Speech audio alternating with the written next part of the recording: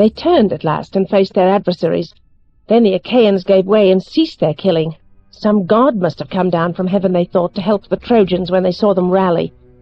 And Hector cried in a loud voice, "Brave men of Troy, noble allies and friends, be men, and hold your own stoutly, while I make my way into the city and tell our elders and counsellors and our wives to offer prayer to the powers above and vow a solemn sacrifice." With these words he left them, and as he marched, the black shield slung behind him struck its rim upon his ankles and his neck. Into the space between the armies came out Glaucus, the son of Hippolochus, and Diomedes, Tydeus' son, hot for a fight. But as soon as they were close enough, Diomedes spoke first. "Who are you, noble sir of all men in the world? I have never seen you before in the battlefield, but now here you are in front of the whole host, bold enough to face my long spear. Unhappy are they whose sons will face my anger. But if you are some god come down from heaven, I had rather not fight against the gods of heaven. Even Dryas' son, that strong man Lycurgus, did not last long after he challenged the gods of heaven. He once drove the nurses of mad Dionysus over the sacred Nicaean mount. They all threw away their holy wands when Lycurgus beat them with an ox goad, and Dionysus ran away and dived into the sea, where Thetis received him in her arms, all terrified, for the man had frightened him out of his wits. Then the gods were made angry in their life of peace, and Cronion struck the man blind. He did not live long after he had made himself an enemy of the immortal gods, and I had rather not fight against the gods, blessed be their name.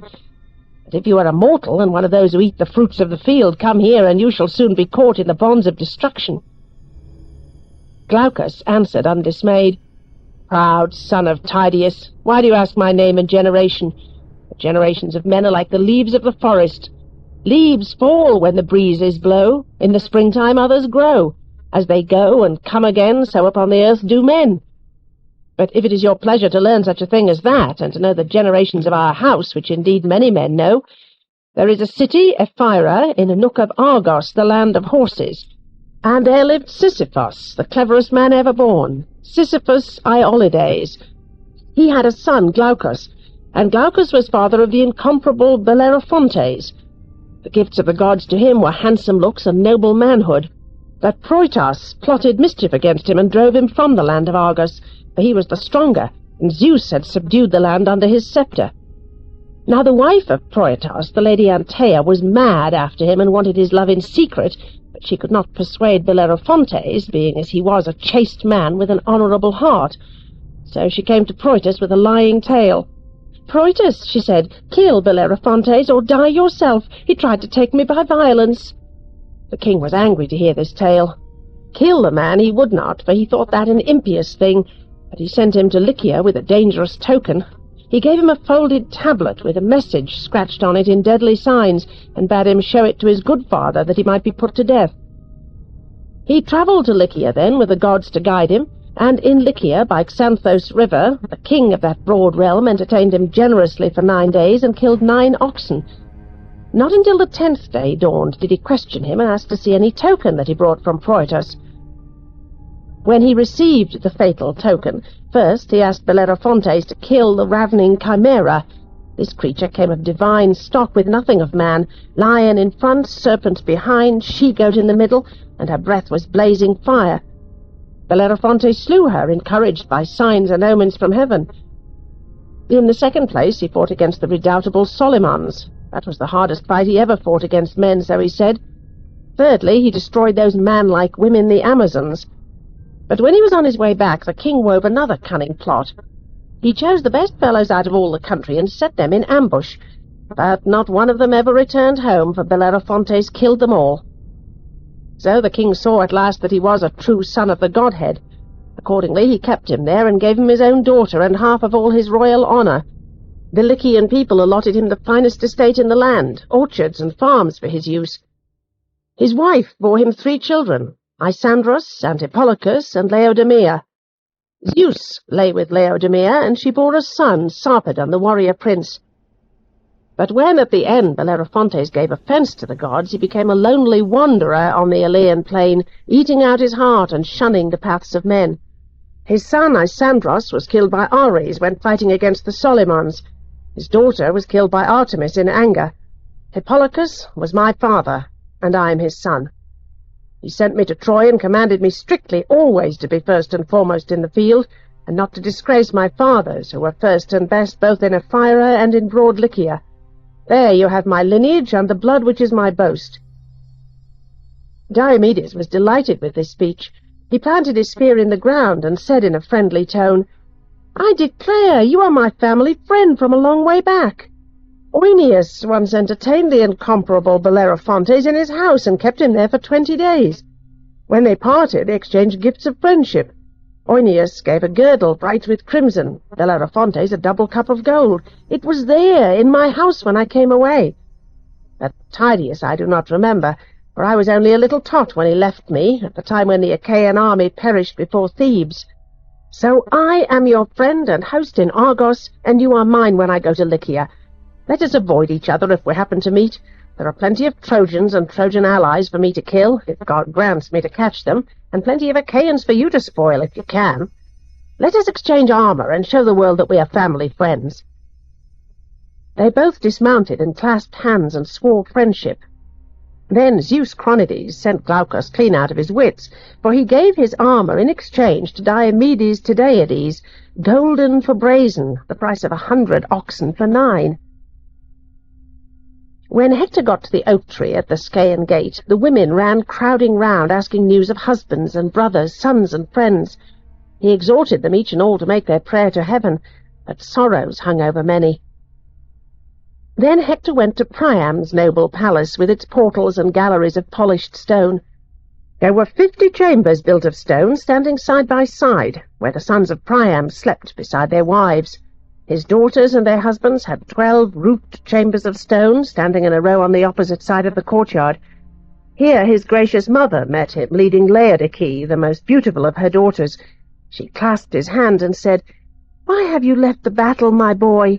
They must be pressing you hard, those accursed invaders, and you thought you might lift up your hands in prayer to Zeus from our citadel. Just wait a bit and let me bring you some wine. Pour a libation to Father Zeus and all gods, and then it will do you good to have a drink yourself.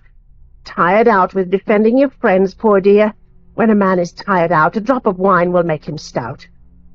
Hector answered, "No wine for me, my dear mother. He will cripple me and make me forget that I must fight. And I dare not pour a libation to Zeus with unwashen hands. It is quite impossible to offer prayers to Cronian thundercloud, bespattered like this in blood and mud. You must approach Athena yourself. Gather all the older women and go to her temple with your burnt offering. Take the finest and largest robe you have in your store, the one you prize most, and lay it upon Athena's knees. Promise to sacrifice 12 yearling heifers that have never felt the goad, if only she will have compassion upon the wives and children of Troy, if only she will hold off the son of Tydeus from our sacred city, that wild warrior, that strong contriver of defeat. I leave you, then, to visit Athena's temple. Now I must find Paris and see if he will listen to me. If only the earth would swallow him up. A great trouble the Olympian bred in him, for Troy and for proud Priam and the sons of Priam. If I could once see that man go down into Hades, I would say that my heart had forgotten how to grieve." The queen called to her servants and sent them through the city, summoning the older women. She herself went down into her vaulted storeroom, where she kept robes embroidered by the women of Sidon, which Alexandrus had brought from Sidon when he went on that voyage across the sea, and came back with royal Helen as his bride. She chose one of these for Athena, a great spread of the finest needlework, shining like a star, which lay under the rest. Bearing this, she led the great company of women to Athena's temple upon the citadel. The gates were opened by the priestess, Chisius' daughter, and Antenor's wife, the handsome Theano. All cried aloud the women's Alleluia, lifting up their hands. Theano took the robe and laid it on the knees of the goddess, and then she offered her prayer and vow. "Queen Athena, goddess divine, saviour of our city, do thou break the spear of Diomedes and strike him to the ground before the Scaean gates.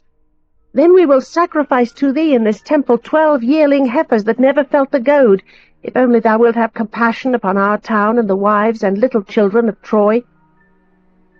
So the priestess prayed, but Athena refused her prayer. Meanwhile Hector had made his way to the mansion of Alexandrus, a fine place built by the best workmen in the land, hall and women's room and courtyard. It stood on the citadel next door to Priam and Hector. He entered, holding his great spear 11 cubits long, with a bright blade of bronze made fast with a golden ferrule. He found Alexandros in his wife's room, handling his shield and corselet and fingering his bow. Helen was sitting there with her women and seeing about their work. Hector said to him reproachfully, "My good man, you should not be sulking here. Men are falling in the fight outside our walls. War and battle is blazing round the city for your sake. You would be the first to attack anyone else you might see shirking his part up, man, or soon fire will warm up the place." Paris answered, "You are right to reproach me, Hector, quite right indeed. But let me tell you this, I give you my word that I was not sulking. It is not bad temper keeps me here, but simply a bitter heart.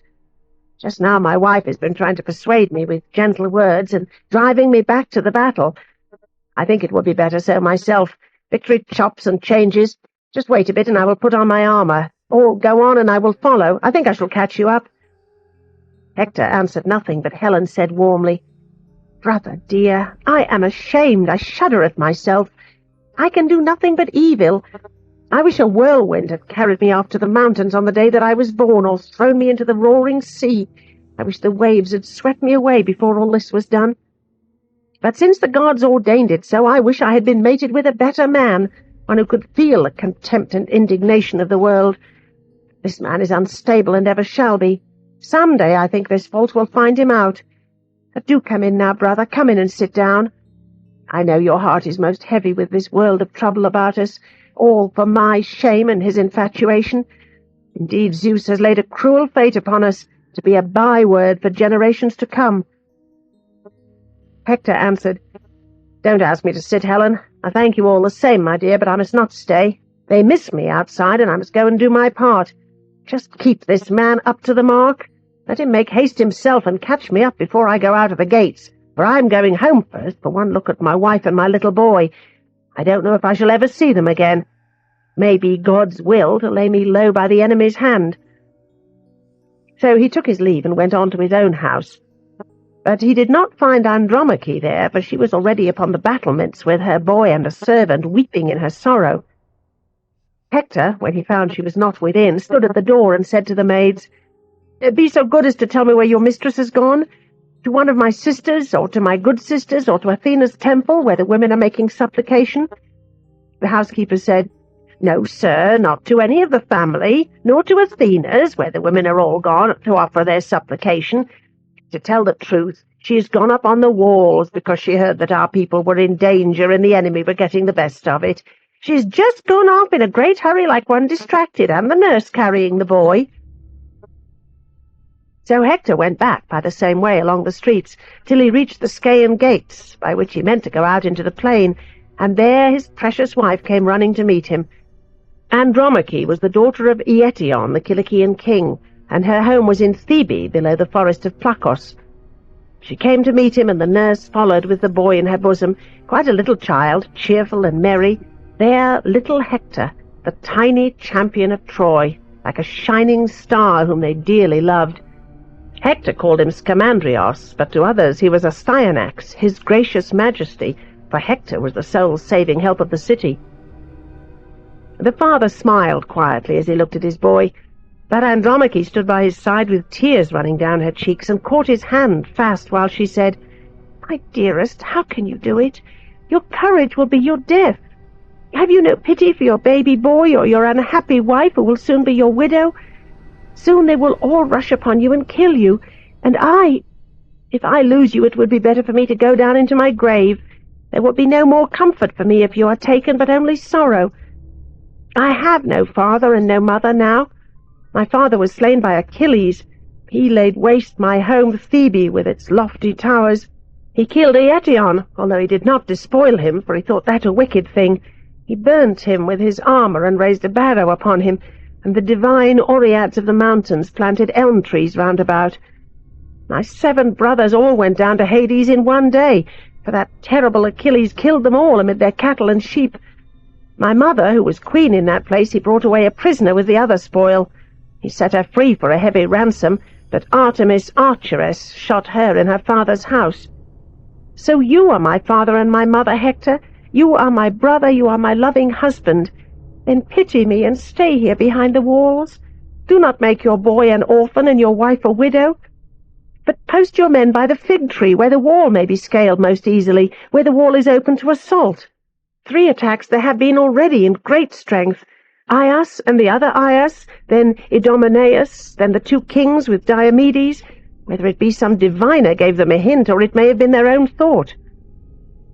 Hector answered, I have not forgotten all that, my wife, but I could not show my face before the men or the women of Troy if I skulk like a coward out of the way, and I will not do it, for I have learned how to bear myself bravely in the front of the battle, and to win credit for my father and myself. One thing I know indeed in my heart and soul, a day shall come when sacred Troy shall perish, and Priam and the people of Priam. But my sorrow is not so much for what will happen to the people, or Queen Hecabe herself, or King Priam, or my brothers, when all those good men and true shall fall in the dust before their enemies, as for you, when some armed man shall drive you away weeping and take from you the day of freedom. To think that you should live in a foreign land and ply the loom at the orders of another woman, that you should carry water from strange fountains, crushed under stern necessity, a hateful task. That someone should see you shedding tears and say, There is Hector's wife, and he was the first and best of the brave Trojans when there was that war about Troy. He will make your pain ever fresh, while there is no such man to save you from the day of slavery. May I be dead and buried deep in the earth before I hear your cries and see you dragged away. As he spoke, Hector held out his arms for his boy, but boy shrank back into the nurse's bosom, crying and scared at the sight of his father. He was afraid of the gleaming metal and the horsehair crest when he saw that dreadful thing nodding from the top of the helmet. Father and mother laughed aloud, and Hector took off the helmet and set it down on the ground, shining and flashing. Then he kissed his son and dandled him in his hands, and prayed aloud to heaven, O Zeus, and all ye heavenly gods, grant that this my son may be as notable among our people as I am. Let him be as strong, and let him rule Ilios in his strength. When he goes to war, let them say, This man is much better than his father. May he kill his enemy and bring home the blood-stained spoils and give joy to his mother's heart. Then he gave his boy back into the mother's arms, and she pressed him to her sweet-scented breast, laughing through the tears. Her husband was moved with pity as he saw this. He stroked her with his hand and said, My dearest, do not grieve too much. No man will send me to my grave unless it be so ordained. That destiny is a thing which no man can escape, neither coward nor brave man from the day he is born. Go home now, and see to your own household work, the loom and the distaff, and keep your servants to their tasks. War shall be men's business, and mine especially, of all those who are in Ilios. Then Hector took up the helmet with its nodding crest, but his wife went on her way home, turning again and again to look as the tears flowed thick and fast. And when she got to her own house, all the women fell a-weeping too. They mourned for Hector in his own house while he still lived. They never thought he would escape his enemies and return from the battle again.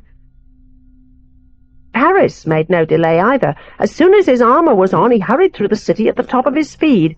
He was like a stallion after a good feed at the manger, who breaks his halter and runs whinnying over the plain to his usual bath in the river. He bears himself proudly, arches his neck, the mane shakes over his shoulders. He knows his own fine looks as he gallops along to the place where the mares graze. Such was Paris Priamides as he marched down from Pergamon in armor shining like the sun, chuckling with glee as his quick feet ran. He caught up his brother just as he was leaving the place where the 2 loving hearts had spoken. Paris at once said, Well, your worship, you see what a drag I am on you when you were in a hurry. I'm late, and I did not come along fair and square as you told me. Hector said, My good fellow, no fair-minded man could despise your work in battle, for you fight well. You do not really want to fight, and you are glad to hang back. What I regret is that I hear people speak ill of you, when all their hardships are borne for your sake. But let us go on. We will satisfy them by and by, if Zeus ever grant us to set up a bowl of deliverance in our hall, in gratitude to the deathless gods of heaven, when we have driven the enemy host away from Troy.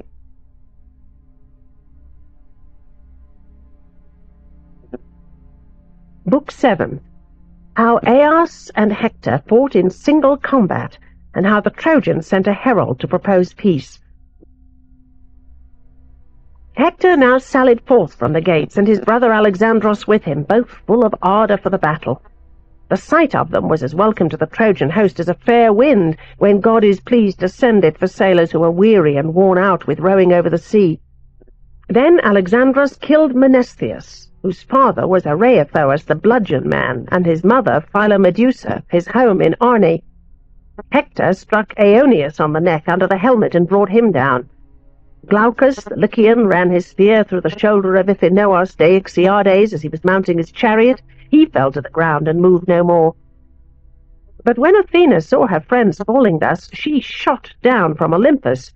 Apollo saw her come and issued out of the citadel to help his Trojans. The two met by the oak tree, and Apollo called out, "Why are you here again, you daughter of Zeus, in all this excitement? Why has your hot temper brought you from Olympus? Do you want to turn the battle and give the victory to your Danaans? You have no pity when Trojans fall. But listen to me, and I will tell you what is best to do. Let us put a stop to fighting for this day. Afterwards they shall fight again until they make an end of Ilias, for I see you goddesses mean to destroy this city." Athena replied, "So be it, Shooter-Far. That was just what I had in mind myself in coming here." "Very well. How do you think to stop it?" Apollo said, "Let us move Hector to challenge all comers to single combat, and the Achaeans will be put on their mettle and send someone to fight Hector." Athena consented, and at once their compact became plain to the mind of Helenus, Priam's son, the diviner. So he said to Hector, "My dear prince, you know a good notion as well as Zeus could himself. Would you listen to me for a moment? I am your brother, you know. Go out yourself and challenge all comers to single combat, and let both armies sit down and look on. For it is not your fate to die now, but the voice of the immortal gods has told me so." Hector was delighted when he heard these words. He marched between the armies, holding his spear by the middle of the shaft, and kept back his own battalions. They all sat down, and then Agamemnon made his men do the like. Apollo and Athena, in the form of two vultures, perched upon the tall oak tree and looked on with great enjoyment. The ranks were set close and bristled with shields and helmets and spears, as the waves of the sea ripple and crinkle when the west wind blows it black. Then Hector addressed them all. "Hear me speak, Trojans and Achaeans both, and let me tell you what is in my mind. Cronides, throned on high, would not let us keep our sworn treaty, but he ordains a hard struggle for us all, until either you shall take the castle of Troy, or you shall be vanquished yourselves beside your own ships. Here among you are the greatest men of all the Achaean peoples. Now then, if any one of you has a mind to fight with me, let him come forth and be your champion against Hector. Here is what I propose, and let Zeus be witness on both parts. If that man shall strike me down, let him strip me and take my armour for his spoil. But my body he shall give back to be carried home, that my people may give me dead my portion of fire. But if Apollo grant me success, and I strike him down, I will strip off his armour and take it into sacred Troy and hang it before the temple of Apollo Shooter-Far. But the body I will give back, that his friends may carry it to their camp to give him funeral and build him a barrow beside the broad Hellespont. Then men will say in far distant generations to come, as they sail along the shore, 'Yonder is the barrow of a man dead long ago, a champion whom famous Hector slew. So my fame will never be forgotten.'" Silence fell upon all. They were ashamed to refuse, and they feared to accept. But at last Menelaus rose to his feet and cried out loudly in anger and contempt, "Oh, you boasters, you women, I cannot call you men! Here is a stain upon us, a terrible terror of a stain, if not a man will go out to meet Hector. May you all rot into mud and water where you sit, weak and inglorious. I will arm me against this man myself. The cords of victory are held above by the immortal gods." Then he put on his armour, and then, Menelaus, the end of your life would have come, for Hector was far stronger, had not the Achaean princes sprung up and laid hold of you. King Agamemnon himself caught his brother by the right hand and cried, "You are mad, Menelaus! And what is the use of madness like that? Hold back, however hard it is, and don't fight a better man than yourself just for a challenge. Everyone dreads Hector Priamedes. Even Achilles shudders to meet this man in battle, and he is a much better man than you. Just sit down among your friends, and they will put up another champion for this man. Even if he is peerless and a glutton for a fight, I vow he will be glad to rest his knees if he gets clear out of this battle." He succeeded in changing his brother's mind, for what he said was true, and the servants took off his armour. Then Nestor rose and spoke. "Look there now what tribulation has come upon our country and our people. It would make Peleus groan aloud, poor old man. Ah, what a wise man he was, what a good king. I remember well how he enjoyed asking me all about the great men of our people, who were their fathers and who were their sons. If he could hear about them now, all trembling before Hector, how he would lift up his hands to heaven and pray that his soul might leave his body and go down to Hades. Oh, Father Zeus, Athenaea, Apollo! If I were young and strong now as I was when Pylians and Arcadians gathered and fought beside the swift river of Celadon before the walls of Phaia, about the stream of Iardanus, on the other side stood their champion Ereuthalion. A grand fellow he was, and he wore the armour of King Areithous, the glorious Areithous, a name of note among men and women. They called him the Bludgeon Man, because he fought not with bow or spear, but with an iron bludgeon which broke up the battalions. Lycurgus killed him. He trusted to skill, not to force, and killed him in a narrow lane where his bludgeon could not save his life. Lycurgus got in first and ran him through the middle with his spear, and down he came on his back. The victor took his arms, which were the gift of Ares. After that Lycurgus wore them himself in battle, but when he grew old he gave them to Ereuthalion, his faithful squire, and Ereuthalion, wearing these, challenged all the best. They were all trembling and affrighted, not a man would dare, but my daring mind in its boldness set me on to fight him, although I was youngest of them all. And fight him I did, and Athena gave me the victory. That was the biggest and strongest man I ever killed. He covered a great space, sprawling all abroad. If I were only young now as I was then, my old strength was still in me, then Hector would soon have a fight. But as for you, the best of all the Achaeans, not one of you is ready to face Hector cheerfully." At the taunting words 9 men rose up. First my lord King Agamemnon strode forward. Diomedes followed, then big Aias and little Aias, after them Idomeneus and his comrade Meriones, Eurypylos, Euaemon's son, Thoas, Andraemon's son, Prince Odysseus himself. All these were ready to fight Hector. To these Nestor said, "Cast lots now, all of you, and that shall be the choice. That man will be a blessing to the Achaeans, and he shall have a blessing upon his own spirit if he comes out safe from the dangerous contest." Then each man put a mark on his lot, and all the lots were thrown into King Agamemnon's helmet. And all the host lifted up their hands to heaven and prayed, "O Father Zeus, let Aias win the lot, or Diomedes, or the great king of Mycenae himself." Gerenian Nestor shook the helmet, and out jumped the lot which they had prayed for, the lot of Aias. A herald carried it round from left to right and displayed it to the champions. Each took a look at it and shook his head. Last of all it came to Aias, who held out his hand, and when the lot was dropped in his hand he knew the mark he had scratched upon it. Great was his joy. He threw the lot down by his foot and called out loudly, "My friends, this is my lot. I am glad indeed, for I think I shall conquer Prince Hector. Come along and let me put on my armour. Then pray all of you to Lord Zeus Cronion, quietly by yourselves, that the enemy may not hear, or indeed openly, why not? We fear no man. No one is strong enough to make me run unless I want to run, and no one is clever enough. Greenhorns like that are not born and bred in Salamis." So they all made their prayer to Zeus Cronion. "O Father Zeus, throned upon Ida, most glorious and most great, grant victory to Aias and high renown. Or if thou lovest Hector and carest for him, grant equal power and equal glory to both." Now Aias armed himself and made ready. Then he marched out, prodigious, like the god of war when he goes forth to battle among men, whom Cronion has pitted against each other in mortal combat. So terrible was that prodigious man, the safeguard of the nation, as he marched with long strides and a smile on his grim face, shaking his long spear. This was a joyful sight for his countrymen, but the Trojans felt their limbs tremble, and Hector's own heart beat fast. But he could not now retreat or disappear among the crowd, since he was the challenger. Aias came near, holding that great shield like a tower, 7 ox hides with a coating of bronze, which had been made for him by Tychius of Hyle, the master armourer.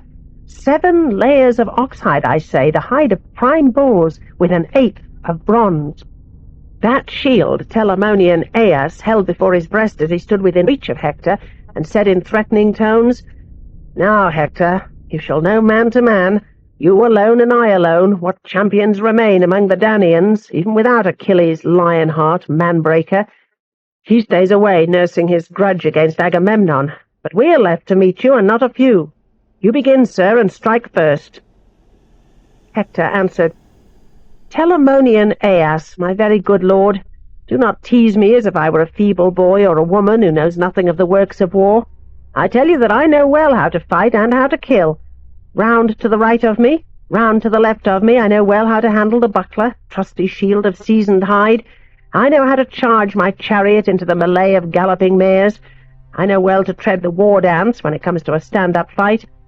But I don't care to use a sly, furtive shot at a man such as you are. Let the world see if I can hit you." With these words he poised the spear and cast. It struck the great shield full upon the outer bronze, the 8th coat. Through 6 coats the point ran, but held at the 7th. Then Aias cast his own long spear and struck Hector's round buckler. Right through it went, and through corslet also. Blade cut the tunic on Hector's side, but he swerved and saved his life. Then both pulled out their spears and leapt at each other like a couple of lions or wild boars. Hector struck the middle of the great shield, but he did not pierce the metal, and the point was bent. Then Aias, with a leap, pierced the round buckler. The blade went through and cut the neck, so that the red blood bubbled up, and Hector staggered back. But Hector was not finished yet. He moved back a pace or two and picked up a stone lying on the ground, black, big, and ragged. This he threw and struck the great shield on the boss till the metal rang again. Aias followed up with a still larger stone, swung it round his head, and cast it with all his might. This great millstone smashed the round buckler inwards and brought the man down. He fell on his back, huddled under the buckler, but Apollo set him on his feet again.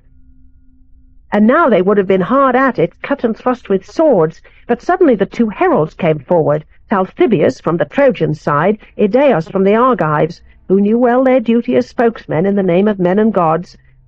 They held their staves between the fighters, and Idaeus spoke in solemn words. "Enough, dear sons, fight no more, for Zeus Cloud-gatherer loves you both, and you are warriors both, that indeed we all know. Night is now upon us. It is good to give way to Madam Night." Telamonian Aias answered and said, "Then bid Hector give the word. It was he who challenged all comers. Let him speak first. I am ready to do whatever he may say." Hector said, "Aias, indeed God has given you stature and strength and skill, and you are the greatest spearman of your nation. Then for this time let us break off for this one day. Later we will fight again, until fate shall decide between us and give the victory to one or the other. Now night is upon us, and it is good to give way to Madam Night. Then you shall comfort all your people, especially your friends and comrades, and I will return to my city to comfort the men and women of Troy, who will enter the congregation of the gods with thanksgiving for my sake.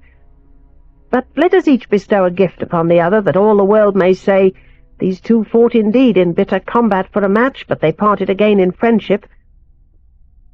Then Hector brought forward and gave his sword with silver knobs, and with it the sheath and well-cut shoulder-strap. Aias offered his girdle, brilliant with crimson dye. Thus they parted, and went each to his own friends. Glad indeed the Trojans were to see their man returning whole in life and limb, safe from the invincible hands of fiery Aias. Glad were the Achaeans on their part when they led back Aias to Agamemnon in the pride of victory. King Agamemnon made a feast in his quarters. He killed a bull of 5 years at the altar of Zeus Cronion. They flayed him and cut him up, carved the meat deftly and put it on the spits, grilled all with care and laid it out on the board. Then there was a fine feast enough for all, but Aias had the honours of the chine piece, which King Agamemnon gave him with his own hands. When the guests had eaten and drunken well, then came Nestor's turn. Nestor, the grand old man whose counsel was always the best. He rose first and spoke with words of good advice. "Your Majesty, and you, my good lords and gallant gentlemen, many of our people lie dead upon the field. Ares has poured out their blood on the banks of Scamandros. Their souls have gone down into the house of death. Tomorrow, then, let us make no battle. Let us assemble with oxen and mules and bring in our dead. Then we will burn their bodies a little beyond where the ships lie, that we may take home the bones for their sons when we return to our native land. Let us gather them in from the battlefield, and raise one great barrow for all without distinction. And joined to the barrow let us make walls and towers to protect our ships and our camp. We will build proper gateways by which horses and chariots can pass. And outside we will dig a moat near the walls to keep off horses and men on the other side in case the Trojans press us too hard." This was approved by all. The Trojans also held an assembly, alarming and riotous, on the citadel before Priam's doors. Antenor spoke first. "My countrymen, and our good allies and helpers, I have something to propose to you. Come with me, and let us hand over Argive Helen and her wealth to the princes of Argos. We have broken our oath by this late fighting, and that can bring us no good." Then Prince Alexandros arose, Helen's husband, and said plainly, "Antenor, I don't like what you say there. You can find a better proposal than that. If you really mean what you say, the gods have surely taken away your wits. Now I will speak to the brave men of Troy. I tell you straight, I will not give up my wife, but all the wealth which I brought with her from Argos I will give gladly, and add more of my own." When he ended, Priam Dardanides himself arose and gave them prudent advice.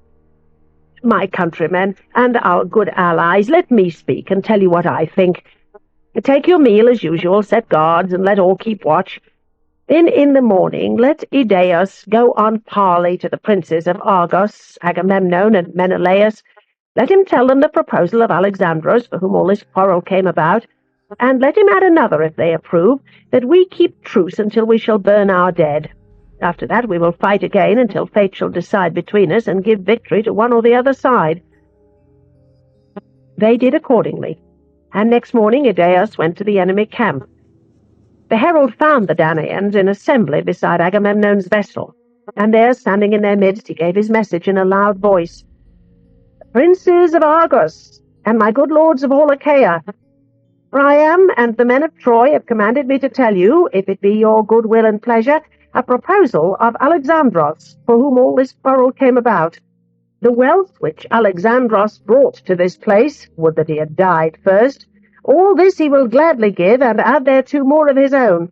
But the lawful wife of King Menelaus he says he will not yield, although the people demand that he should do it. They told me also to propose to you, if it please you, that we should keep truce until we can burn our dead. After that we will fight again until fate shall decide between us and give the victory to one or the other side." They heard this in deep silence. After a while Diomedes spoke. "Let no man now accept this offer from Alexandros, neither the treasure nor Helen herself. Even a plain fool knows that the bonds of destruction already are fast about the people of Troy." All cheered loudly at this and approved what Diomedes had said. And then King Agamemnon answered the herald. "You hear what the Achaeans say to your message, Idaeus. You have their answer, and this is my pleasure too. For the dead I do not demur, for no one can begrudge the bodies of the dead their consolation of fire. To our oaths let Zeus be witness, the loud thundering lord of Hera." With these words he lifted up his scepter to all gods, and Idaeus returned to Ilios. There Trojans and Dardanians sat all together in assembly, awaiting the herald. He came and delivered his message, standing in their midst. Then they made ready to fetch wood and to bring in the dead. The Argives, on their part, went out to bring back their dead and to fetch their wood. The sun had now risen on the deep stream of ocean gently flowing to begin his upward path, and he was just striking the fields when the two peoples met. It was hard to tell man from man, but they washed off the blood and lifted them into the carts, weeping bitterly. Priam ordered them not to make loud lamentation, so in silent sorrow they piled the bodies upon the pyre and burnt them with fire before they returned to the city. So on the other part the Achaeans piled the bodies upon their pyre in sorrow and burnt them, and returned to their ships. Next day, before it was quite dawn, while the night was between light and dark, men chosen from the Achaean army gathered about the pyre, where the bodies lay as they had been brought from the plain, and they made one barrow for all in common. Then, joined to the barrow, they built walls and ramparts to protect the ships and the camp, with proper gateways large enough for horses to pass. Outside they dug a deep, wide moat and fixed stakes along the edge.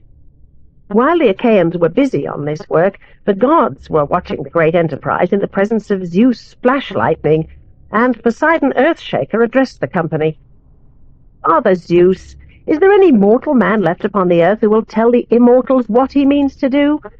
Do you see now again how the Achaeans have built a wall round their ships, and run a great moat about it without any sacrifice to the gods? Fame of this will spread wherever the morning shines, and they will forget that wall which I and Phoebus Apollo built with such hard labour for Laomedon." Zeus Cloudgatherer was angry at this, and said, "Good gracious, Earthshaker, what a thing to say! Another god might have been startled at this notion, but not a strong and mighty god like you. Your fame spreads as far as the morning shines. Why, look here. When the Achaeans go back to their native land, you can break down their wall and smother it in the sea and cover the beach with sand, and there will be an end of the great wall of the Achaeans." So the sun set, and the work was done, and they all slaughtered oxen and took their meal in the camp. And a fleet of ships came in from Lemnos with plenty of wine, sent by Eumaeus Iasonides, Hypsipyle's son. He sent a special cargo of wine for the princes, 1,000 gallons. From this fleet the Achaeans got their wine, and paid in bronze or iron, or some in hides, or oxen on the hoof, or slaves. They made a grand feast, and enjoyed themselves all night long, and so did the Trojans in their own city. And all night long Zeus All-Wise thundered awfully, and meditated trouble for them. They were green with fear, and they spilt their wine upon the ground, and no man would drink until he made his libation to Zeus Cronion. Then they lay down, and took the boon of sleep. Book 8. The battle wavers to and fro. Dawn was spreading her saffron robe over the world, when thunderbolt Zeus called an assembly of the gods on high Olympus. He addressed them in these words: "Listen to me, gods and goddesses all, and let me tell you what is in my mind. Not one of you, either male or female, shall try to chop and change my words. You must assent, one and all, that I may lose no time in bringing my will to pass.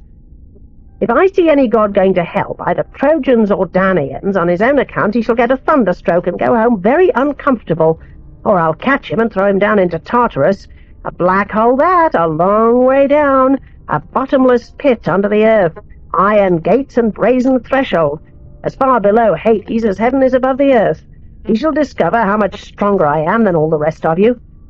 Come on now, have a try, my good gods, the whole lot of you, and I'll show you. Hang a gold chain from heaven, gods all and goddesses all, a long pull and a strong pull and a pull all together. You will not pull down Most High Zeus to the ground, pull as hard as you like. But if I give one real good pull, up you will come with the earth and sea besides. Then I will tie the chain round a peak of Olympus, and there in the air you will dangle. Gods or men, I am stronger than them all." They heard him in deep silence, struck dumb by his loud voice and threatening words. But at last Athena found courage to speak, and she said, "Cronides, our father, king of kings and lord of lords, we know well that your strength is unassailable, but still we do pity the brave Danaans when they perish and find such a cruel fate. Certainly we will take no part in the battle, we will obey your commands, but we will offer them useful advice at least, that they may not all be destroyed by your anger." Zeus Cloudgatherer smiled at his daughter and said, "Cheer up, my dear child, my Tritogeneia. I didn't mean it really, I always have a soft heart for you." Then he had the horses harnessed to his chariot, that swift brazen-foot pair with flowing manes of gold. He clad himself in gold, and took his golden whip and mounted the car. Then he touched them up, and they flew with a will between earth and sky, until they reached Ida with her mountain springs, Ida, the mother of wild beasts, where stood an altar of his in a holy precinct. There he loosed the horses and hid them in a cloud. He sat on the hilltop by himself in great contentment, watching the city and the Achaean ships. Now the Achaeans were arming themselves after a hasty meal in camp. The Trojans also were making ready in their city, fewer in number but no less eager to fight, for fight they must to defend their wives and children. Then all the gates were opened and the men poured out, horse and foot, with a great noise and turmoil. When at last the two armies met, shield clashed with shield, spear against spear, bossy buckler beat on buckler, and there was noise and turmoil indeed. Groans and cries of triumph resounded as men slew and men were slain, and the earth ran with blood. While it was morning and the day was growing, the blows came thick and the people fell. But when the sun stood in the middle of the sky, the Father laid out his golden scales. In them he placed two fates of dolorous death, one for Trojans and one for Achaeans. He took the balance by the middle and lifted it up. Down sank the day of death for the Achaeans, and the lot of the Trojans rose high. Then Zeus thundered loud from Ida and cast a blazing light among the Achaeans. They saw it with amazement and grew pale with fear. Now neither Idomeneus dared to stand, nor Agamemnon, nor Aias big and Aias little, brave men though they were. Only Gerenian Nestor stood fast, and he could not help it, for his trace horse was badly hurt by an arrow. Paris had shot it on the top of the skull, where the first hairs grow on a horse's head, a fatal spot. The arrow pierced the brain. The horse leapt high in agony, writhing about the barb, and threw horses and all into confusion. While the old man was cutting the traces with his sword, Hector's car came galloping up in pursuit, with bold Hector driving. There and then the old man would have lost his life if Diomedes had not seen it and shouted out, "Prince Laertiades! Odysseus, you're the man to help! Where are you going, with your back turned like a coward in this throng? Someone may run you through between the shoulders. Stay, and let us keep this savage man from Nestor." Odysseus did not hear and went on, but Diomedes pushed to the front by himself and stood before Nestor's horses, calling out loud and plain, "You are old, sir, your force is worn out, and strong young men are attacking. Old age is heavy upon you, your groom is a weakling, your horses are slow. Come into my car and see what the horses of Tros are like. They know how to gallop and go with the wind, up and down, into the battle or out of the battle. They are the ones I took from Aeneas, fine ones to go. Let your men look after yours, and we two will go straight for the Trojans. We will show Hector if my spear is not as mad as his." Nestor left the horses to his men, Sthenelus and Eurymedon, and got in with Diomedes. Then he took the reins and drove up to Hector. Diomedes cast his spear. He missed Hector, but hit the driver Eniopius in the breast. The driver tumbled out, and there was the end of life and courage for him. The horses shied at the body. Hector was furious and distressed at his friend's fate, but he had to leave him and seek another driver for his masterless team. He soon found Archeptolemus, Iphitus' son, who got in and took the reins from Hector. Then there had been havoc and no help for the Trojans. They would soon have been penned in Ilias like a flock of sheep, but the father of gods and men saw it all. With an awful thunderclap he shot a blazing bolt which fell in front of Diomedes' horses. There was a flare of burning sulphur, and the terrified horses crouched under the car. Nestor dropped the reins affrighted and said, "Here, Tydiades, turn them and let us save ourselves. Don't you see that God has no victory for you? Yon man wins today by the will of Zeus Cronides. Another time we shall win, if it be his pleasure. Man's might is nothing against God on high, for he is stronger far than you or I." Diomedes answered, "That is quite right and proper, sir, but I am tormented to death all the same. Think how Hector will boast in his next public speech. I made Tydiades run, and away he went to his camp. When he can say that, I hope the earth may swallow me up." Nestor said, "My dear man, that's a fine thing for your father's son to say. Even if Hector does call you coward and weakling, no one will believe him, not Trojans, not Dardanians, nor the wives of those brave men you have brought down in the dust." So he turned the horses and drove away through the battle, while Hector and the Trojans cheered and shouted with showers of spears. Hector called out after him in a loud voice, "Tydiades! You have always had the honours of the feast, a front seat and lots of meat, someone to fill up your cup. But no more honours for you now. After all, you're no better than a woman. Get out, you base puppet. I will never give way and let you scale our walls or carry off our women. Before that I will deal you destiny." Then Tydiades was in two minds whether to turn the horses and fight him or not. Thrice he hesitated, and thrice did Zeus all-wise thunder from the Idaean heights, his sign to the Trojans that they should turn the battle and prevail. And Hector shouted in a loud voice, "Trojans! Lycians! Dardans! Prove yourself men, my friends, fight and win! I know that Cronion of his grace has granted me victory and glory and disaster for our foes. Fools! Look at the wretched wall they have contrived, not worth a scrap. That will not help them against me. Why, the horses will just jump over their ditch. When I get near the ships, don't let us forget a little fire. I will burn the ships and kill the men." Then he called to his horses, "Bonny and Whitefoot, Sorrel and Shinycoat, pay me now for your feed. Think of all the honey-hearted wheat which your lady Andromache used to put in your manger, all the wine she poured in your buckets when you wanted it. Horses first, husbands second. Yes, our own loving husband second. Come up, gallop along. We'll soon have Nestor's buckler, all solid gold, belly and rods and all, famous from earth to heaven. We'll strip Diomedes, and take from his shoulders the glorious corslet which Hephaestus made himself. Once we have those two, I would hope this very night to make the Achaeans get aboard their ships." At this boast Queen Hera was indignant. She shook upon her throne, and made high Olympus quake, and cried out to Poseidon, "For shame, earth-shaker! Even you, for all your strength, care nothing for the perishing Danaans. And what offerings they bring you at Helice and Aigai! Heaps of them, magnificent things, and once you wish them victory. If only we who help the Danaans could make up our minds to push back the Trojans and to keep Zeus away, he might sit by himself and sulk on his mountain." My lord Earthshaker said in high dudgeon, "You rattle-chatterbox, don't talk nonsense. I could never make up my mind that we should fight Zeus Cronion, because he is far stronger than us all." Meanwhile, all the space between the ships and the moat round the wall had been filled with a crowd of men and horses. Hector had driven them in, now Zeus had made him master of the field, and he would have burnt the ships then and there, but for Queen Hera. She put a thought into Agamemnon's mind that he must bestir himself and encourage his men. So he passed along the camp and the ships, carrying a great purple robe, until he reached the towering hull of Odysseus' vessel, which was in the middle. There he could be heard on both sides, and he shouted loud and strong, "Shame on you, Argives! A fine-looking lot of men, but a disgrace to your looks! Where are your boasts now, those empty boasts in Lemnos, when we said we were such grand fellows? You could eat your plates of beef and drink your tubs of wine and boast away that one of you would stand up to 100 Trojans or 200, and now we are altogether not worth one, Hector, who will soon burn our ships in one great blaze. Oh, Father Zeus, was there ever another proud king whom thou didst blind with madness like to mine, to take his glory from him? I declare and avow that I did not pass one altar of thine on this accursed voyage, but I burned fat and rump slices on every one, in my passion to sack the castle of Troy. But now, oh Zeus, grant me this one boon. Let us escape with our lives, and spare the Achaeans such a defeat at the hands of Trojans." The tears ran down his cheeks as he prayed. Our father was sorry for him, and vouchsafed to spare the people's lives.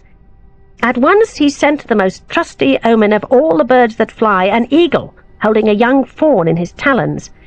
The eagle dropped the fawn beside the altar of Zeus, where sacrifice used to be made to Zeus of all the voices. When the men saw that Zeus had sent this bird, they took heart and leapt on the Trojans with fresh vigour. Then, out of all that great army, not one could boast that he was in front of Diomedes as they fought to drive the enemy out of their moat. He was the first to kill an enemy, Agelaos, Phradmon's son, who had turned his horses in retreat, but Diomedes ran him through the back from behind, and he rolled out of the car in his rattling armour. Next to him came the princes Agamemnon and Menelaus, then Aias the Great and Aias the Little, full of warlike fury, then Idomeneus with his comrade Meriones, a very god of battle, then Eurypylos, Euaemonides, and Teucros the ninth, who stretched his bow and crouched under the great shield of Aias Telamoniades. Aias would let him out from under the shield. Teucros would spy his man and shoot, and if the shot hit him down, he would come, and Teucros dive back to Aias like a boy hiding behind his mother. Aias kept him covered with the great shield. And who was the first man Teucros hit? Orsilochus first, and then Ormenus, and Ophelestes, Ditor and Chromios, and Lycophontes, Amapoon, Polyaemon's son, and Melanippus. My lord King Agamemnon was highly delighted to see whole battalions falling before the bow of Teucros, and he came and told him so.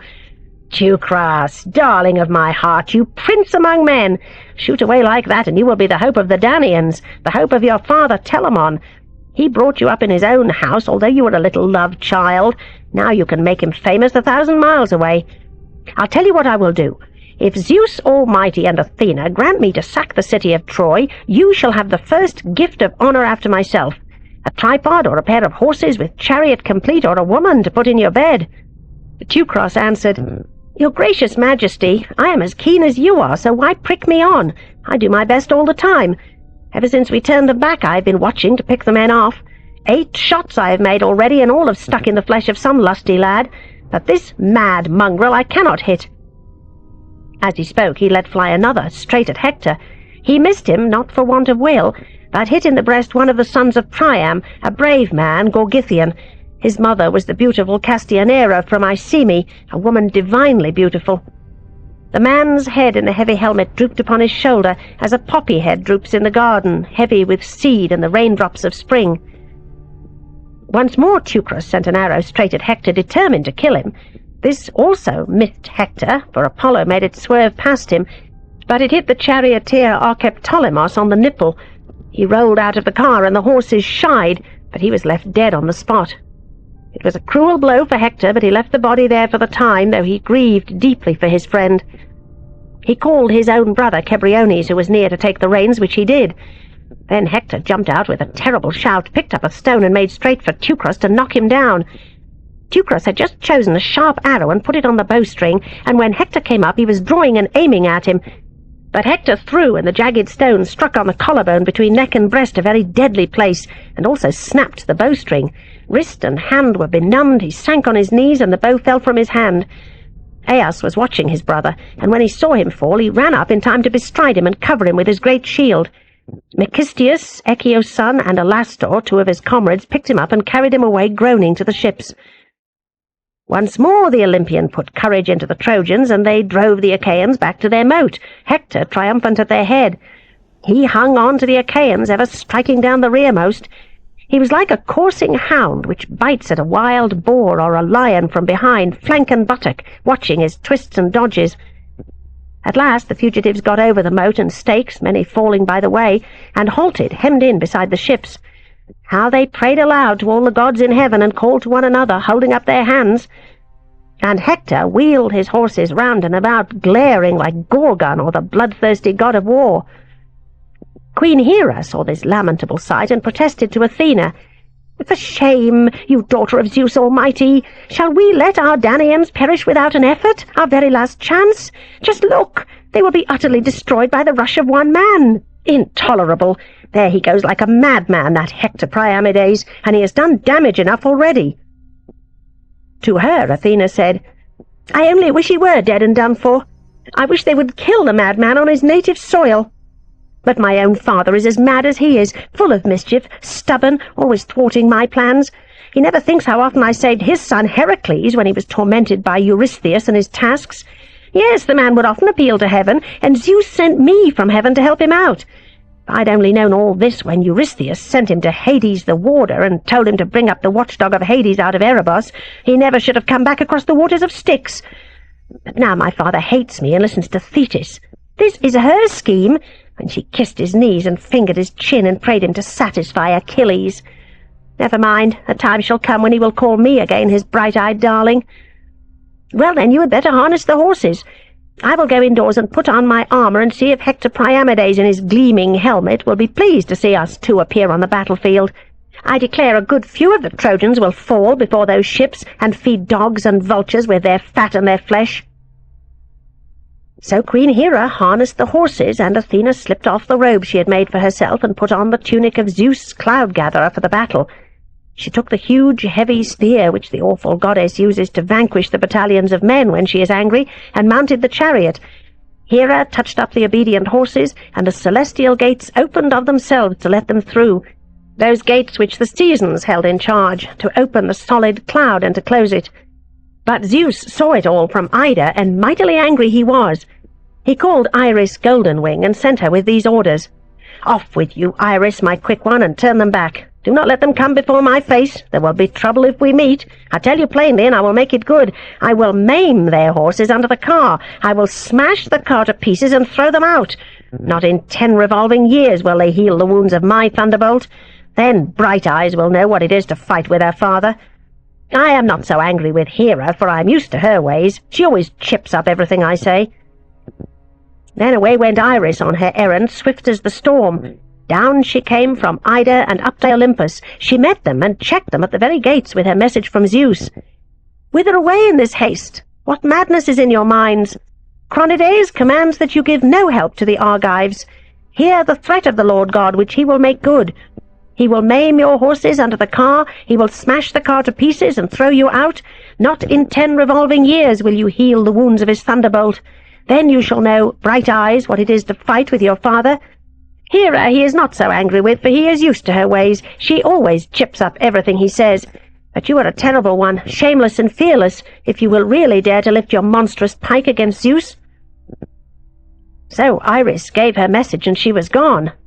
Then Hera said, Bless us all, daughter of Zeus Almighty. I think now we had better not fight against Zeus for the sake of mortal men. As for them, let one die and another live, just as it may happen. As for him, let him keep his own counsel and judge between Trojans and Danaans, for that is right and proper. Then she turned back the horses. The Seasons unharnessed them and tied them up at their ambrosial mangers, and leaned the chariot against the wall. Then the two returned to their golden couches among the other gods, very unhappy indeed. But now Father Zeus drove from Ida to the assembly of the gods. The Earth-shaker took out the horses and set the car on the stands and covered it over. Zeus took his seat on his golden throne. Under his feet great Olympus did quake. Athena and Hera were sitting by themselves, and they did not speak to him or ask a question. But Zeus understood quite well, and he said to them, Why are you so unhappy, Athena and Hera? I don't suppose you are tired out with killing those Trojans whom you hate so terribly. Whatever happens, with my strong will and my invincible hands, not all the gods in Olympus could turn me. Look at yourselves. Your powerful muscles went all on a tremble before you came in sight of the ugly works of war. I tell you this, and I would have done it too. You would have had no chariot to drive back to our Olympian home when once the thunderbolt struck you. Athena and Hera grunted at this. They were sitting close together, thinking what they could do to hurt the Trojans. Athena held her tongue, although she was full of resentment and anger against Father Zeus. But Hera burst out. Her feelings were too much for her. Oh, Cronides, you dreadful creature, what have you said? We know quite well that your strength is unassailable. But after all, we are sorry for the brave Danaans with such a hard road to travel. They are likely to be destroyed altogether. Zeus, Cloud-gatherer, answered, Tomorrow, at dawn, if you like, you shall see something more of Cronion in his fury, my stately queen. You shall see him with those lovely eyes slaying yet more of the Argive host. For Hector shall not cease from battle until Peleon shall rise up beside the ships on that day when they shall fight upon the decks in dire extremity for the body of fallen Patroclus. That is fate's decree, and for your anger I care nothing. Not if you travel to the farthest ends of earth and sea, where Iapetos and Kronos abide forever, deep in the pit of Tartarus, without the rays of Helios Hyperion or the breezes of the air to give them comfort. Even if you travel as far as that, I care nothing for your resentment, for you are the most shameless of all creatures. Queen Hera made no answer to her lord. Then the sun's bright light fell in the ocean, drawing black night over the fruitful earth. Unwilling indeed the Trojans were to see the light go, but for the Achaeans, welcome thrice prayed for, came the darkness of night. Now Hector withdrew his men to an open space near the river, where the ground was clear of the dead, and there he called an assembly. All dismounted from their chariots and came to hear his speech. Hector held the pole of his spear, 18 feet in length, with its gleaming blade of bronze held by a golden ring, and leaning upon this he spoke. Trojans, Dardanians, allies, I thought but now to destroy those ships and all the Achaeans with them before we returned to Ilios. But darkness came on first, and this chiefly has saved them and their ships upon the seashore. So then we must yield now to the night. We will take some food and unloose the horses and give them a feed. Bring out oxen and sheep and wine to comfort us, and bread from the stores, and collect plenty of firewood. We must keep the fires alight everywhere, blazing high all night long until daylight comes again, or the enemy may try to get away during the night. Now then, you must not let them embark at their pleasure without a blow. Take care that some of them have a shot to digest when they get home, an arrow or a spear prod as he jumps aboard. That may teach other people not to bring war to this country. Send criers through the city to cry, 'All young lads and grey-heads, man the walls.' Every woman is to keep a big fire alight in the house. Keep strict watch that no enemy troop shall get in while the men are away. Those are my orders for the night, my brave boys, and see they are carried out. Tomorrow I shall have wholesome orders for the day. Full of hope, I pray to Zeus and all the gods of heaven to drive out from this place in rout these mongrels whom the fates are now driving upon their ships. This night, then, we will guard ourselves well. Tomorrow at dawn we will arm and assault the enemy's ships. I will see whether Diomedes Tydeades will be strong enough to throw me back upon our walls, or if I shall strike him down and carry off his blood-stained spoils. Tomorrow he shall find out what he is worth if he stands to face my spear. But I think he will fall among the first before me, and many of his companions around him as the sun rises upon the morrow. I wish I were as surely an immortal god and worshipped like Athena and Apollo, as the coming day will surely bring ruin for the Argives." Hector's speech was loudly applauded. Then they loosed the sweating horses from the yoke and tethered each by its car. They brought out from the city cattle and sheep in haste, and wine to comfort their hearts, and bread from the stores, and gathered plenty of firewood. The wind carried the savour of meat up to heaven. Proud and hearty they spent that night on the battlefield, with watch-fires burning all round, fires as many between the ships and the river Scamandros as the stars in heaven that shine conspicuous round the shining moon, when no wind blows and all the peaks and headlands and mountain glades are clear to view. A strip is peeled away down through the mists of the infinite heaven, and all stars are seen, so that the shepherd is glad at heart. So 10,000 fires burnt upon the plain, and beside each sat 50 men in the light of the blazing fire. The horses stood by their cars, champing white barley and gram, and waiting for dawn upon her glorious throne.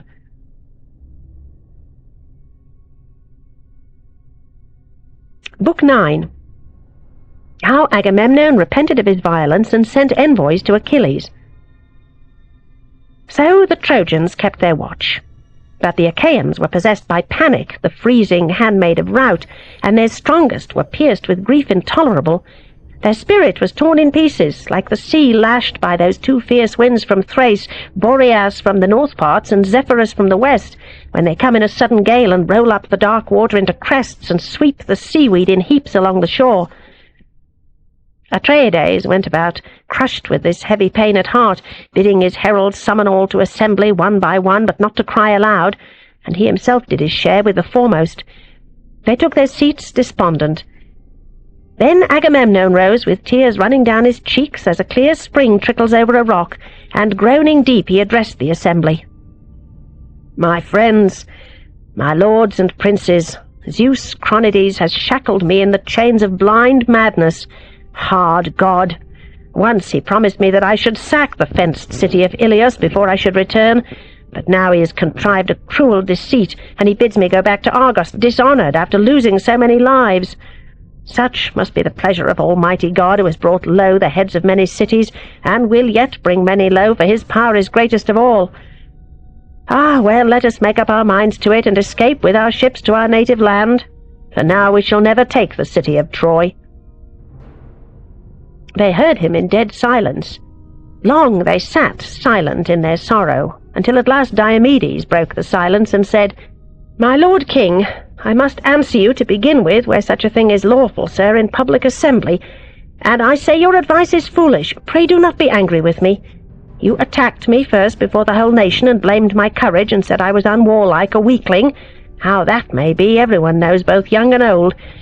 But you, sir, Chronides has enriched you by halves. He has given you the sceptre with honour above all others, but courage he has not given you, and that is the true supreme power. Good heavens, do you really think our people are such unwarlike weaklings as you say? If your own mind is set on retreat, go. There is the road, there are the ships beside the sea, all the great fleet which came with you from Mycenae. But others will yet remain until we utterly destroy that city. Indeed, let them go too, and sail away for happy home. 2 of us will go on fighting, Sthenelus and I, until we make our goal, for God has sent us here." All cheered bold Diomedes in admiration, and Nestor rose to speak. "Tydeades, you are first in the hard-fought field, and in council you are the best of all men of your years. Not one true man of all our nation will find fault with what you say or gainsay it. But there is something to seek in your words. The truth is, you are young. You might be my own son, my youngest. Yet what you say is right and proper. Good advice for our princes. Well, let me speak, and I will put all in proper order, for I am older than you are. No one will disregard what I say, not even my lord King Agamemnon. Clanless, lawless, homeless is he who is in love with civil war, that brutal, ferocious thing. But we must think of the present. We must give way to the night. Let us have a good meal. Then let bodies of guards be posted outside between wall and moat. This is for the young men. After that you take command, Atreides, for you are the paramount king. Call the elder men to dine, that is right and proper for you.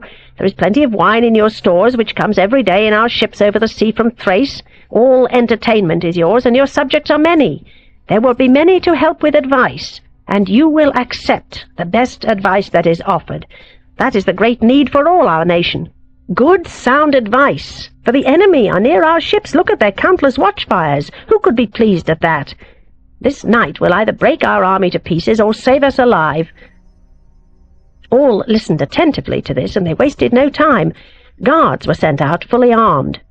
One picket was under the command of Thrasymedes, Nestor's son, one under Ascalaphus and Ialmenos, both tried warriors, others under Meriones and Aphoreus and Deiphoros, and under Creon's son, Lycomedes. Thus there were 7 pickets, with 100 lads under each commander, all armed with long spears. They took post between moat and wall. Each picket kindled a fire and made their meal. But Atreides led all the elder men to his quarters and gave them a good repast. When they had finished, Nestor was the first to speak, that grand old man whose counsel was always thought the best. He spoke with honesty and good courage, setting out his thoughts neat and clear, like a weaver weaving a pattern upon his loom. This is what he said.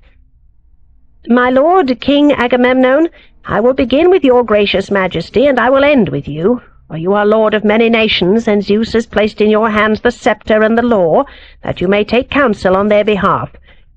Therefore it is your duty, above all, both to speak and to listen, and to act for any other who may have something to say for the common good. Another may begin, but the rest depends upon you.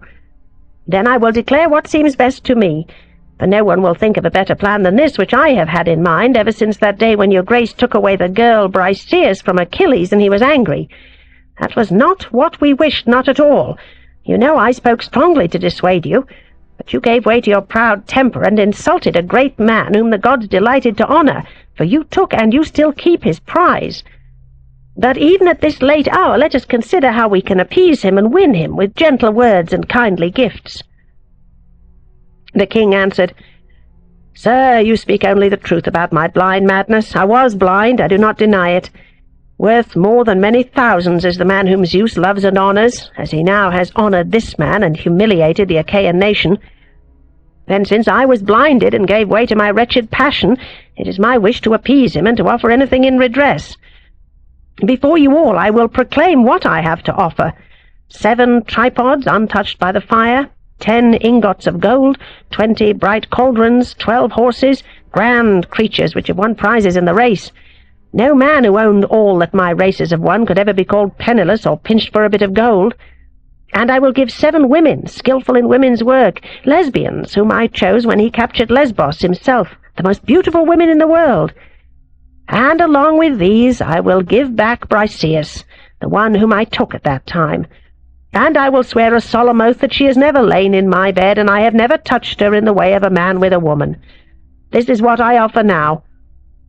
Afterwards, if the gods grant that we sack the city of Priam, let him be there when we are dividing the spoil. He shall load his vessel with piles of gold and bronze, and choose for himself 20 Trojan women, the most beautiful after Helen. Then if we return to Argos, he shall have my daughter to wife, and I will honor him equally with my own son Orestes, my well-beloved son, who is now at home living in wealth and luxury. I have 3 daughters, Chrysothemis, Laodice, and Iphianassa. Any one of these he shall have without bride price to take to his father's house, and I will give her a dowry greater than ever man gave to a daughter. 7 flourishing cities I will give to him, Cardamyle, Enope, and Gracihyre, sacred Pherae, and Medoe, and Thea, lovely Apaea, and Pedasos with its vines. All stand near the sea on the border of sandy Pylos, and in them inhabit men rich in flocks and rich in cattle, who shall worship him with their tribute and obey his judgments under his sceptre. This I will do for him if he will only relent. Let him yield. Only Hades is pitiless and unyielding, and that is why men hate him most of all the gods. Let him give way to me, since I am a greater king, and since I am older than he is."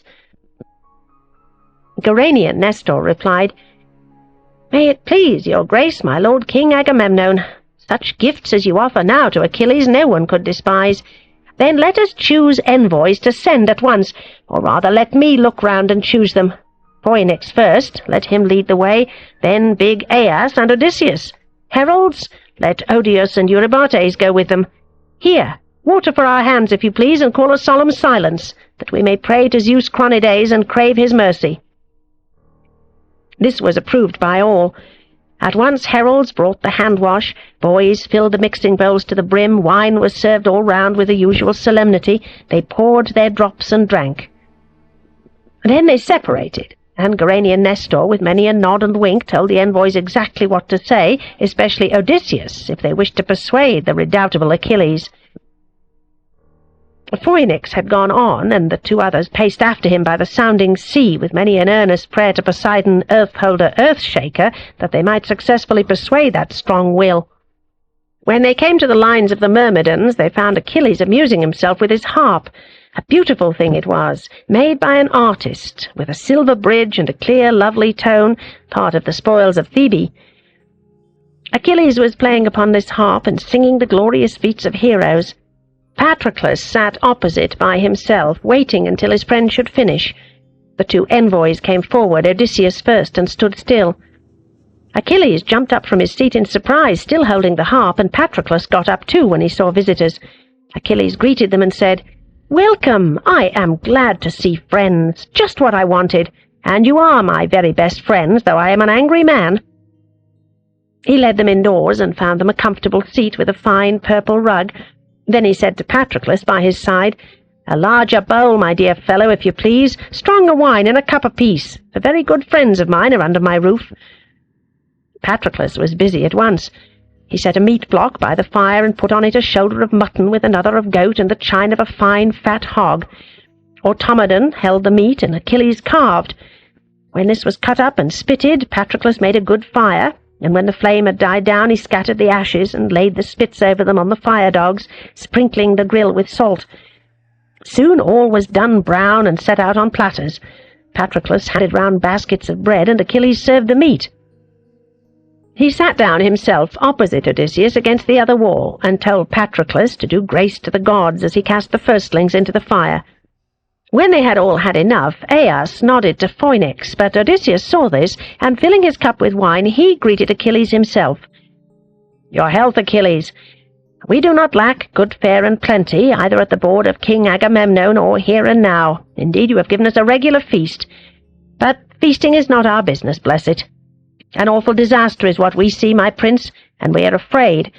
Life or death is in question for our whole fleet, unless you put on your armour of might. Close beside our ships and wall is the bivouac of the Trojans, with their allies gathered from the wide world, all full of pride. There are the countless watchfires of their host, and they believe we shall not hold out, but be driven back upon our ships. Zeus Chronides gives them favourable signs with his lightning. Hector in triumphant pride is like a raging madman. He trusts in Zeus and cares for nothing in heaven or earth, while that strong frenzy possesses him. He prays that dawn may soon appear, and vows he will chop the ensigns from our ships and burn them with ravening fire, that he will smother us in the smoke and destroy us beside them. This is what terribly affrights me. I fear the gods may fulfill his threats, and it may be our fate to perish in the land of Troy, far from home and Argos. Up, then, if now at last you have a mind to save our people in their extremity. You will be sorry yourself when it is too late, but when mischief is done there is no cure. Think first, while you can, how to save our people from the evil day. Wake up, man. Remember how Peleus your father warned you on the day when he said goodbye to you on your journey from Thea to Agamemnon. My son, victory will be yours if Athenaea and Hera choose to give it, but your task is to curb that proud temper, for a kind heart is the better part. Avoid quarrels which go before destruction, and then all the nation will honour you both young and old." That was the old king's warning, but you have forgotten it. It is not too late to change. Let be that rancour which wrings your heart. Agamemnon offers you ample atonement if you will relent. Now then, listen to me, and I will tell you what Agamemnon promised in his own quarters. 7 tripods untouched by the fire, 10 ingots of gold, 20 bright cauldrons, 12 horses, grand creatures which have won prizes in the race. No one who owned all that those horses have won could ever be called penniless or pinched for a bit of gold. And he will give 7 women, skillful in women's work, the most beautiful women in the world, lesbians, whom he chose when you captured Lesbos yourself. And along with these he will give back Briseis, the one whom he took away that time, and he will swear a solemn oath that she has never lain in his bed, and he has never touched her in the way of a man with a woman. That is what he offers now. Then, if the gods grant later that we sack the city of Priam, you shall be there when we are dividing the spoil, and you shall load your ship with piles of gold and bronze, and choose for yourself 20 Trojan women, the most beautiful after Helen. And if we return to Argos, you shall have his daughter to wife, and he will honour you equally with his son Orestes, who is now at home living in wealth and luxury. 3 daughters he has, Chrysothemis and Laodice and Iphianassa. Any one of these you shall have without bride price to take to your father's house. And he will give her a dowry greater than any man ever gave to a daughter. 7 flourishing cities he will give to you, Cardamyle and Inope and Gracihyre, sacred Pherae and Medoe and Phaea, lovely Apaea and Pedessos with its vines. All stand near the sea on the border of sandy Pylos, and in them inhabit men rich in flocks and rich in cattle, who shall worship you with their tribute and obey your judgments under your sceptre. All this he will do if you will only relent. But if you hate and loathe Atriades too much, him and his gifts, at least pity all the nations of Achaia in their extremity. They will honour you as if you were a god, and a great name you will get among them. But now you may kill Hector. He will come close enough in that furious madness. But now he says there's not a match for himself among all the Danaans who came to Troy. Achilles answered, "Prince Odysseus Laertiades, I must speak out without undue respect to you. I must tell you how I feel and how I am resolved, that you two may not sit cooing at me on both sides. I hate that man like the gates of hell, who says one thing and hides another thing in his heart. But I will tell you exactly what I have decided. I am not going to be persuaded by my lord King Agamemnon or by anyone else, because it seems one gets no thanks by fighting in battle for ever and for aye. Stay at home or fight all day, you get only equal pay.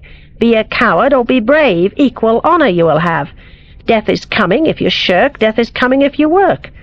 I get no profit from suffering pain and risking my life forever in battle. I am like a bird that gives the callow chicks every morsel she can get and comes off badly herself. Just so I have spent many sleepless nights. I have fought through many long bloody days, all for a man to win back his dainty deer. 12 cities I have destroyed with my ships, 11 fighting on land. Out of all these I have taken treasures, rich and rare, and always brought all to my lord King Agamemnon. This Lagamemnon lags behind and takes it, distributes a few trifles and keeps the rest. Some things he gave as prizes to the princes and great men. The others keep theirs safe enough. I am the only one he has robbed. He has a wife of his own. Let him sleep by her side and enjoy her. Why must Achaeans make war on Trojans? Why did my lord king gather an army and bring it here? Was it not for lovely Helen? Are there only 2 men in the wide world who love their wives, my lord king and his royal brother? Why, every man who is honest and faithful loves his own, as I loved mine in my heart, although my spear had won her. But now he has taken my prize from my hands and deceived me. Let him not tempt me. I know him too well. He shall never move me. No, Odysseus, you and the other princes must help him to save the ships from the fire. Certainly he has done plenty of things already without me. Just now he built a wall and ran a deep moat round it and set stakes along the edge. Yet even so he cannot hold up Hector. But when I was in the field, Hector would not dare to show fight away from his walls. He got no further than the Scaean gates and the oak tree. There he did once face me alone and hardly escaped my attack. But now I don't want to fight with Hector any more. So tomorrow I will do sacrifice to Zeus and all gods, and launch my ships and load them full, and early in the morning, if you like, you shall see them in full sail over the Hellespont, with my men on board quite willing to row, and if the Earth-shaker gives us a good voyage, in 3 days I shall be in fire." I left great wealth behind when I came on this accursed voyage. There is more from these parts, gold and red copper, women and grey steel, which I shall take with me, my share by lot, but my prize he who gave has taken away, his majesty, my lord King Agamemnon. Tell him all that I say in public, that the whole world may be indignant if he hopes to deceive someone else. He is always clothed in shamelessness, but the dirty dog will not look me in the face. I will not help him with advice or with action, for he has wholly deceived and beguiled me. Never again shall he deceive me with his words. He has done it once too often. Leave him alone to go to the devil, for Zeus has taken away his sense. I loathe his gifts, I value them not one splinter. Not if he offered me 10 times as much or 20 times or any amount more. All that goes into Orchomenus, all that goes into Egyptian Thebes, the world's greatest treasure house. Thebes, with its 100 gates, where 200 men issue forth from each gate with horses and chariots. Not if he gave me as much as the sands on the seashore and the dust on the earth. Not even then would Agamemnon move me, until he shall pay in full for the insult which torments my heart. His daughter! I will not marry a daughter of my lord King Agamemnon, not if her beauty challenged golden Aphrodite, not if her skill were a match for Athena Bright-Eyes.